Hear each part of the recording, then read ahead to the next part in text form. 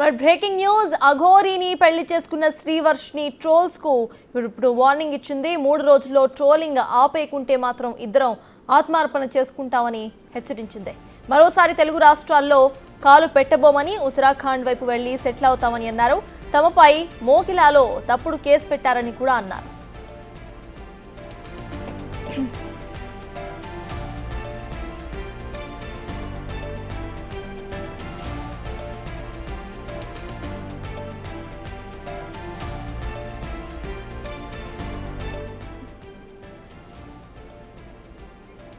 అఘోరీని పెళ్లి చేసుకున్న శ్రీవర్షిని ట్రోలర్స్ కు వార్నింగ్ ఇచ్చింది. 3 రోజుల్లో ట్రోలింగ్ కనుక ఆపేయకుంటే ఇద్దరు ఆత్మార్పణ చేసుకుంటామని హెచ్చరించింది. మరోసారి తెలుగు రాష్ట్రాల్లో కాలు పెట్టబోమని అన్నారు. ఉత్తరాఖండ్ వైపు వెళ్లి సెటిల్ అవుతామని అన్నారు. తమపై మోకిలాలో తప్పుడు కేసు పెట్టారని కూడా అన్నారు. ఎంతోమంది ట్రోలింగ్ చేస్తున్నారు, ఎంతోమంది విమర్శిస్తున్నారు. వాళ్ళందరికీ ఒకటే చెప్తున్నాం, మేమైతే ఇక్కడ ఉండట్లేదు. 2 తెలుగు రాష్ట్రాలకు కూడా మేము రాము. మేము ఉత్తరాఖండ్ వెళ్ళిపోతున్నాం, కేదార్నాథ్. జీవితాంతం అటే ఉంటాం. కేదార్నాథ్కి వెళ్ళి కేదార్నాథ్ నుండి ఇంకా పైకి వెళ్ళిపోయి అక్కడనే ఉండిపోతాం. మా ఇద్దరి జీవితాలు మేము గడుపుతున్నాం. ఎందుకు మా గురించి ఇంత ట్రోలింగ్ చేస్తూ ఇంత విమర్శిస్తున్నారు?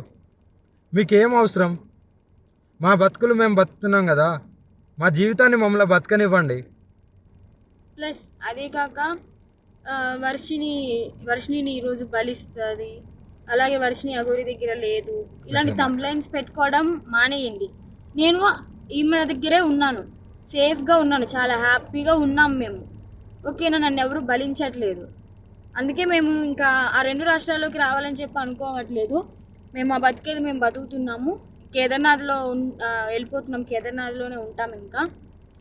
సో ఇంకా ఎందుకు ఛానల్స్ అన్నీ, మీడియా వాళ్ళందరూ ఎందుకు మా మ్యాటర్ ఒక్కటే పట్టుకున్నారు? ఇంక దేశంలో ఏమీ లేవా? 2 తెలుగు రాష్ట్రాలలో ఏ మ్యాటర్స్ లేనట్టు మా మీదనే ట్రోలింగ్ చేస్తూ పదే మా న్యూస్నే వేస్తున్నారు. చెప్తున్నాం కదా, మా దగ్గరికి ఎవరన్నా వచ్చినా సరే, చెప్పమ్మా, మా దగ్గరికి ఎవరు వచ్చినా సరే మేము మా ప్రాణాలు వదలడానికి కూడా సిద్ధంగా ఉన్నాము. వదిలేస్తామని ఫిక్స్ కూడా అయిపోయినాం. పెట్రోల్ కూడా రెడీగా ఉంది. మా బతుకులు మమ్మల్ని బతకనివ్వండి. మేము ఆ 2 తెలుగు రాష్ట్రాలకు రాము. జీవితంలో ఇంకెప్పుడు కూడా ఆ 2 తెలుగు రాష్ట్రాలకు రాబోము కూడా. మేము ఇటే ఉత్తరాఖండ్లోనే ఉంటాం, ఉత్తరాఖండ్లోనే ఉండిపోతాం కూడా. ఒకవేళ మమ్మల్ని విడదీయాలి అని చూసే వాళ్ళకి ఒక్కటే చెప్తున్నాము, మీకు మా ప్రాణాలు పోవడమే కావాలి అంటే ప్రజలకు కానీ ఎవరికైనా కానీ, రాజకీయ వాళ్ళకి కానీ, ఇప్పుడు కేసులు పెట్టిన వాళ్ళకి కానీ మా ప్రాణాలే కావాలి అంటే చెప్పండి, మేము ఇవ్వడానికి చేసుకోవడానికి సిద్ధంగా ఉన్నాము. 100% కాళీమాత మీద ఒట్టు ప్రాణదానం చేసుకోవడానికి కూడా ఉన్నాం. ఇప్పుడు మేము ఎప్పుడైతే మరణిస్తామో పెట్రోల్ పోసుకొని ఈ కార్తో సహా పోతాం కదా, అప్పుడు కూడా మళ్ళీ విమర్శించండి, అప్పుడు కూడా ట్రోలింగ్ చేసుకోండి. 2 ప్రాణాలు పోవడానికి, ప్రత్యేకంగా 2 ప్రాణాలు పోవడానికి ఎవరైతే ట్రోలింగ్ చేస్తున్నారో, ఎవరైతే విమర్శిస్తున్నారో, ఎవరైతే కేసులు పెడుతున్నారో, ఎవరైతే వ్యతిరేకంగా చూస్తున్నారో వాళ్ళందరికీ చెప్తున్నాము. దొంగ కేసులు పెట్టిన వాళ్ళకి కూడా చెప్తున్నాము, 2 ప్రాణాలు పోవడానికి మీరే కారణం. మీకు మా ప్రాణాలు పోతే మీకు ఆనందం అనిపిస్తుంది అంటే దానికి కూడా మేము సిద్ధంగా ఉన్నాము. త్వరలోనే ప్రాణాలు కూడా వదిలిపోతాం. ఎవరైనా మమ్మల్ని పట్టుకోవడానికి వచ్చినా, మా దగ్గరికి వచ్చినా సరే మా ప్రాణాలు వదలడానికి సిద్ధం. అలాగే అసత్య వాక్యాలు చేసే వాళ్ళు కూడా చెప్తున్నాము, ఇది ఆపితే బాగుంటుంది. ట్రోలింగ్స్ కూడా ఆపితే బాగుంటుంది. నేను ఈమె దగ్గర సేఫ్గా ఉన్నాను. మా బతుకు మమ్మల్ని బతకనివ్వండి. మేము బతుకుతున్నాం కదా, మేము మీ రాష్ట్రాలలో కూడా రాము కదా, ఎందుకు మమ్మల్ని బతకనియట్లేదు మీరు? 2 ప్రాణాలు కోల్పోతున్నారు, చూసుకోండి, జాగ్రత్త. రేపటి రోజున మీ ఇంట్లో వాళ్ళు కూడా ఉంటారు. మీడియాలో ఇంకా ఘోరంగా మా గురించి ఏదైనా వస్తే మేము ప్రాణదహనం అయితే చేసేస్తాము. మేము కూడా ఓపిక ఎంతవరకు ఉండాలో అంతవరకు ఉంటుంది. మేము కూడా సహించలేకపోతున్నాము. ఏంటి అసలు ఆ మాటలు ఏంటి, ఆ కంప్లైంట్స్ ఏంటి, వాళ్ళు మీడియా ముందుకు వచ్చి ప్రెస్ మీటింగ్లు పెట్టి వాళ్ళు మాట్లాడే మాటలు చాలా అంటే చాలా ఘోరంగా ఉన్నాయి. మీరు అనుకుంటున్నారేమో కానీ వాళ్ళు అలాగే అంటారు, చనిపోరని. 100% ఆ వీడియో కూడా మీకు పంపిస్తాను, ఎలా మరణిస్తున్నాం అనేది. ఎవరైనా సరే మమ్మల్ని ఇప్పటికి కూడా మా న్యూస్ ఆపకపోతే మా బతికేది మేము బతుకుతున్నాం కదా. అక్కడైతే లేం కదా 2 రాష్ట్రాల్లో, మీకు మా వల్లే ఇబ్బంది కదా. మేము అక్కడ లేం కదా మీ కళ్ళ ముందు, కానీ మేము రాము కదా, మీకు అదే కావాలి కదా. మేము రాము 2 రాష్ట్రాలల్లో, మేమేదో ఉత్తరాఖండ్కి వెళ్ళి బతుకుతాము. ఇప్పటికైనా ఆ యూట్యూబ్ వాళ్ళకి కానీ ఎవరికైనా కానీ చెప్పేది ఒకటే, మా న్యూస్లు ఆపేస్తే బాగుంటుంది. ఇంకా దేశంలో చాలా ఉపయోగపడే న్యూస్లు ఉన్నాయి, అవి చూపించండి. మాది ఒక్కటే కాదు కదా. ఇప్పటికైనా ఆపుతారని చెప్పి 2 ప్రాణాలని తీసుకోవాలనుకుంటే ఇంకా చేసుకోండి. ఇంకా చూసి ఈ వారం రోజులలోనో ఇంకా ఈ 2-3 రోజులలోనో చూస్తాము, లేకుంటే డైరెక్ట్ దహనం అయిపోతాము. అప్పుడు మీరందరూ ఆనందించండి, మీరందరూ ఆనందంగా ఉండండి. మా ప్రాణాలు పోయిన తర్వాత మీరందరూ కలిసి ఆనందంగా విందు భోజనం చేసుకోండి. ఇంకా మోకిరాబాద్లో కేసు అంటారా, ఆమె పెట్టింది చెల్లదు. ఆ జడ్జి ఎవరైతే డబ్బులు వేశారో ఆయన వచ్చి కేసు పెడితేనే చెల్లుతుంది. ఇంకా మొదటి భార్య అంటారా, అది టోటలీ ఫేక్ అని చెప్పి మీకు కూడా అర్థమైపోయి ఉండాలి. అర్థమై ఉంటుందేమో అనుకుంటున్నాము. అది టోటలీ ఫేక్, 100% ఫేక్. రుజువులు లేనిదే ఆమె ఎందుకు మీడియా ముందుకు వచ్చి మాట్లాడుతుంది? అందుకే చెప్తున్నాం, మమ్మల్ని మాలాగా బతకనివ్వండి. మేము చాలా బాగున్నాము, ఆనందంగా ఉన్నాం, కలిసిమెలిసి ఉన్నాం. మా వల్ల మీకు ఎలాంటిది రాదు. మేము ఆ 2 తెలుగు రాష్ట్రాల్లో కూడా రాబోము, మాకు అవసరం లేదు కూడా. ఎంతోమంది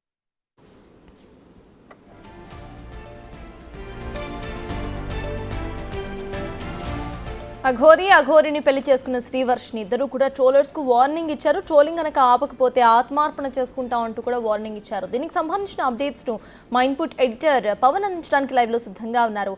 పవన్, చెప్పండి, ఈ వార్నింగ్ని మనం ఎలా చూడాలంటారు? అండ్ అఘోరి ఇలాంటి వార్నింగ్ ఇవ్వడం ఇది సెకండ్ టైం, అసలు ఎలా చూడాలంటారు? మరో కొత్త కథను మొదలు పెట్టబోతున్నారు వీళ్ళిద్దరూ కలిసి. ఎందుకంటే 2 తెలుగు రాష్ట్రాల్లో కూడా వాళ్ళ కోసం విపరీతంగా వెతుకులాట కొనసాగుతుంది. అటు వర్షిణి జాడ కోసం వర్షిణి తల్లిదండ్రులు, వర్షిణి అన్నగా చెప్తున్న విష్ణు తదితరులందరూ కూడా తీవ్రంగా గాలిస్తున్నారు. అఘోరిగా చెప్పబడుతున్న శ్రీనివాస్ అనే ట్రాన్స్జెండర్తో లేచిపోయింది, వెళ్ళిపోయింది. ఆమె ఇష్టపూర్వకంగా ఎక్కడో వివాహం చేసుకుంది. అవన్నీ సరే, ఒక ట్రాన్స్జెండర్తో ఆమె ఎలా జీవిస్తుంది అని ఆమె పట్ల కన్సర్న్తో వాళ్ళ కుటుంబ సభ్యులు అటు ఇల్లు వదిలి వర్షిణి కోసం తీవ్రంగా గాలిస్తున్న పరిస్థితి ఉంది.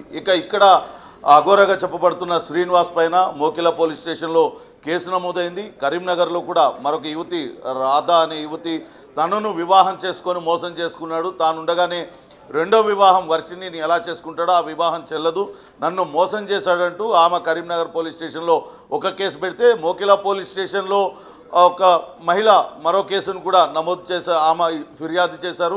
ఆమె ఇచ్చిన ఫిర్యాదు మేరకు మోకిలా పోలీసులు కూడా కేసు నమోదు చేశారు. తాంత్రిక పూజలు చేస్తానంటూ ఉజ్జయిని దాకా తీసుకువెళ్ళింది. అక్కడ 10 లక్షల రూపాయలు అటు శ్రీనివాస్ తీసుకున్నాడు. ఆ తర్వాత మరో 5 లక్షల రూపాయలు ఇవ్వాలంటూ కోరాడు.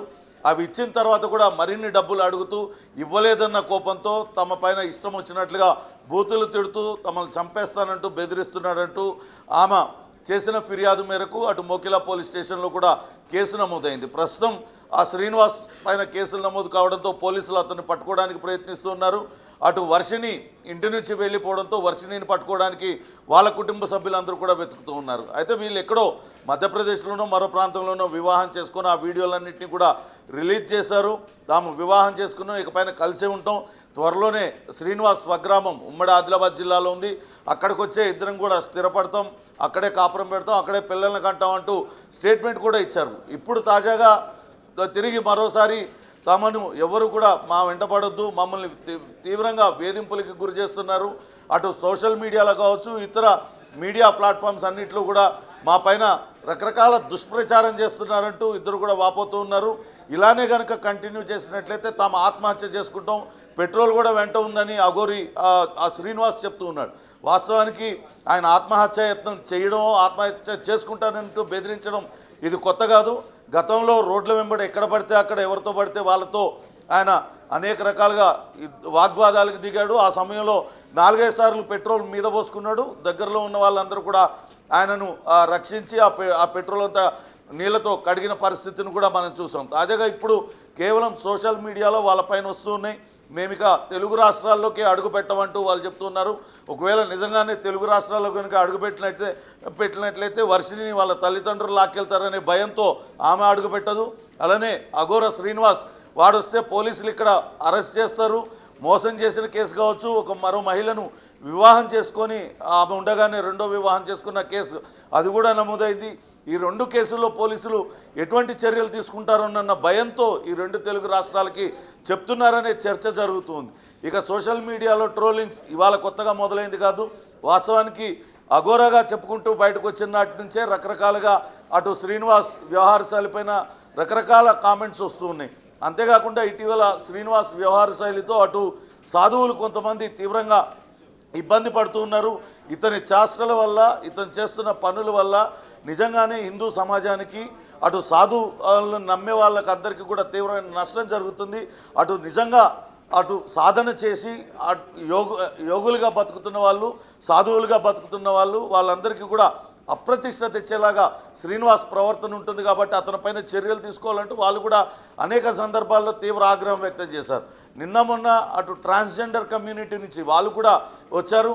మేము గౌరవప్రదంగా బతుకుతున్నాం, కానీ ఈ ట్రాన్స్జెండర్ ఈ రకంగా మహిళలను, యువతులను రకరకాలుగా మభ్యపెడుతూ మోసం చేస్తూ ఒక దేవుడు అఘోరా సాధన చేశానంటూ, అటు పూజలు చేశానంటూ హిందుత్వాన్ని కూడా మచ్చ తెచ్చే విధంగా ప్రవర్తిస్తున్నాడు.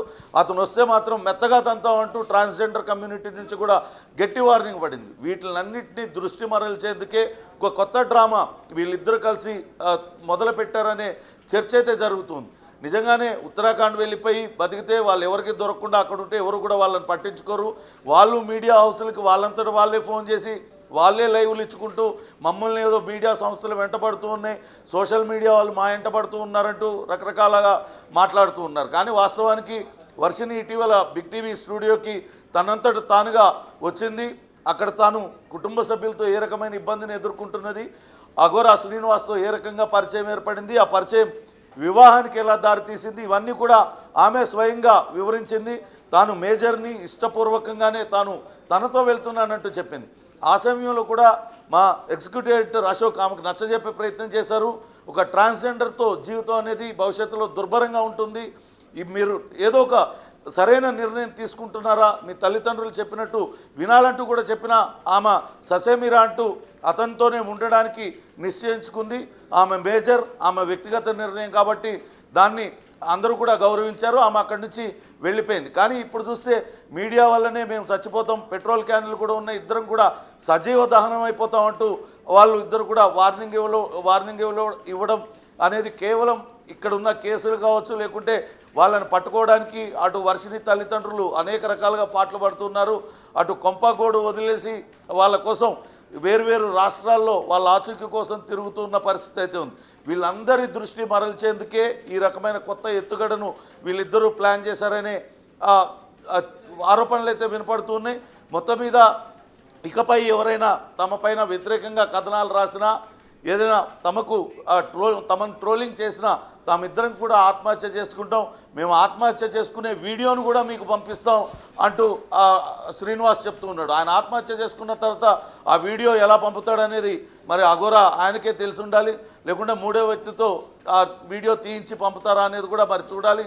మొత్తానికైతే ఈ రకమైన సూసైడల్ టెండెన్సీ అనేది కనపడుతుంది ఆయన వ్యవహార శైలిలో. గతంలో కూడా అనేక గుళ్ళల్లో వస్త్రాలు లేకుండా లోపలికి వెళ్ళడానికి ప్రయత్నించడం, అక్కడ పోలీసులు లేకుంటే ఆ దేవాలయ సిబ్బంది అడ్డుకునే క్రమంలో అనేక సార్లు మీద పెట్రోల్ పోసుకొని ఇదే రకమైన బెదిరింపులకు శ్రీనివాస్ దిగిన పరిస్థితి కూడా ఉంది. వాస్తవానికి మీడియా సంస్థలు ఎప్పుడు కూడా వీళ్ళను ప్రోత్సహించడమో మరొకటో ఎక్కడా కూడా చేయలేదు. వాళ్ళంతటా వాళ్ళే ఇక్కడ వచ్చి తాము ఎలాంటి సమస్య ఎదుర్కొంటున్నాం, లేకుంటే తాము చేయబోతున్నాం అనే చెప్పారు.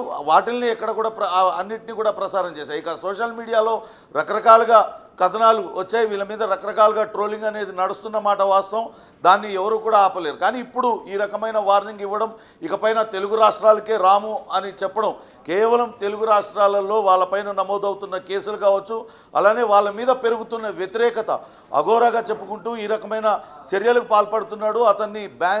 అతనిపైన కఠినమైన చర్యలు తీసుకోవాలంటూ ఒక పక్క సాధువులు డిమాండ్ చేస్తూ ఉన్నారు, మరో పక్క ట్రాన్స్జెండర్ కమ్యూనిటీ, ఈ ట్రాన్స్జెండర్ కమ్యూనిటీకి కూడా చెడ్డ పేరు తెచ్చే విధంగా అతని ప్రవర్తన ఉంటుంది. కాబట్టి అతను ఖచ్చితంగా మాకు దొరికితే మాత్రం చితగొడతామంటూ వాళ్ళు వార్నింగ్లు ఇవ్వడం, ఇటు మోసాలకు పాల్పడిన కేసులో పోలీసులందరూ కూడా కేసులు నమోదు చేయడం, వీటిని అన్నిటి నుంచి తప్పించుకునేందుకే ఈ రకమైన వీడియో విడుదల